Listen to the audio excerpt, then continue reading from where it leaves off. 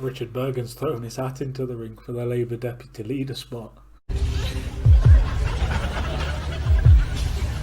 No, I'm not shitting you, I promise. This is his tweet announcing it. After a break in discussions with MPs and party members, I'm announcing I'm standing to be Labour's deputy leader. Here's my recent Tribune article with some thoughts on why we lost badly and how we rebuild.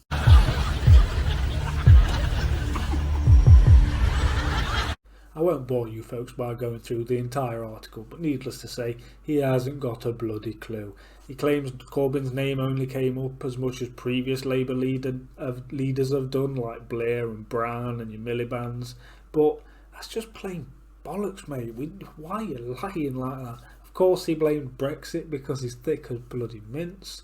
Honestly, if this lad was deputy manager of a McDonald's, I'd be worried, let alone deputy leader of the main opposition of this country.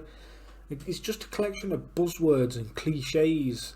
It doesn't know what to say himself when he's put on the spot. It's like it's just all them things rolled into a politician pretending he knows what he's on about when he ain't got a bloody clue. I remember that ITV debate that they had with Adam Price, I think it were, that just absolutely stumped him, and Burgon looked across at him with this weird smile, and the audience noticed it and they just started pissing themselves. Okay, I do wish that Adam would realise the people who've made the lives of people in Wales a misery is actually the Conservatives who've been in government for 10 years. I just want to bring in Nigel. You keep on saying, Richard, how disappointed you are in me. Not half as disappointed as I am in your government in Wales. Okay. Look, if it's possible in Scotland, answer me this. Why is it not possible in Wales where you're the party of government? Why not? Why isn't it possible, Richard Burgon? Well, there have been huge cuts. I realise a lot of people don't like Kay Burley, so they might have missed this gem when Burgon exclusively revealed that Labour were going to win the general election this year.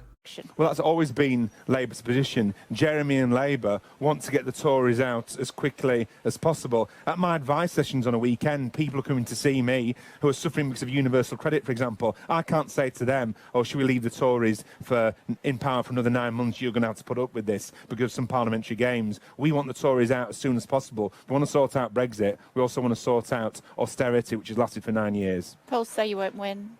Pardon? The polls say you won't win. The polls said we wouldn't win last time. You didn't. But I can reveal exclusively on air now that we will win that general election. I believe we will, because people will be asking themselves, not just about Brexit, but about what kind of society do we want. This one from 2016 did the rounds on social media when Burgon told a Labour meeting, the enemy of Palestinian people are Zionists. And he called for Labour Party members to ask Labour Friends of Israel MPs to resign from that group. And the enemy of the Palestinian people is not the Jewish people. The enemy of the Palestinian people are Zionists. And Zionism is the enemy of peace and the enemy of the Palestinian people. And we need to be loud, we need to be proud in support of a free Palestine. I make no apologies. I'm proud to say, not only wouldn't I be a member of Labour Friends of Israel, I've never been a member of Labour Friends of Israel, and I'm all for everyone's opinions being out there and everyone having their opinion treated with respect. But look up on the internet, it's there to see on the Labour Friends of Israel website which MPs are members of Labour Friends of Israel, which Labour MPs are officers of Labour Friends of Israel, and ask them, in support of the Palestinian people, in protest of what's happening in Gaza now, to resign from Labour Friends of Israel to show support for all humanity. How is this twat any different to Corbyn? Does he really think Jewish folk are going to want someone like him so close to running the country? I remember his re-election speech as well, and that was just totally lacking grace. I will never forget that. No matter how the Conservatives cheer, no matter how much champagne Boris Johnson drinks, shame on you for what you've done so the working class... You mean the same working class that have just given the Tories their biggest majority since Thatcher? That one. Why do you bloody think that you know what's best for us and that we don't know what's best for ourselves? They carried on as well by wanting to honour a decent man, Jeremy Corbyn.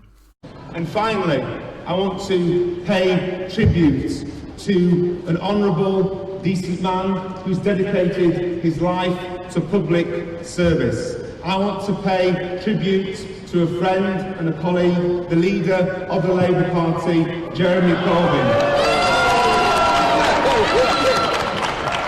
A person who has endured disgraceful character assassinations by the right-wing press. Anti-Semite.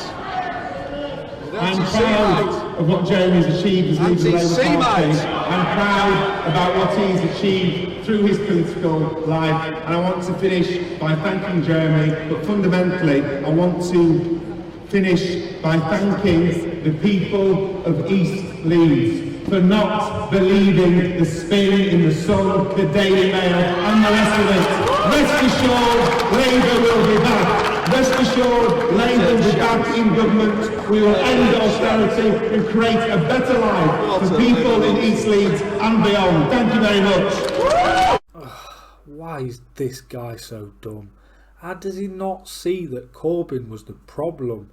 He reminds me of that kid at school that just used to get picked last for absolutely everything because he's just thick as bloody mince. Honestly, if people like Richard Burgon and Rebecca Long Bailey and Ian Lavery are the best that Labour have got to offer, then they might as well just give up now, because I don't really think they've got a chance. They've definitely not got a chance in the next election if they choose any of these people that have been nominated so far. Well, they've nominated themselves so far. Anyway, that's it from me today, folks. Have a great night. Don't get too wankered, and have a good New Year's. Take care.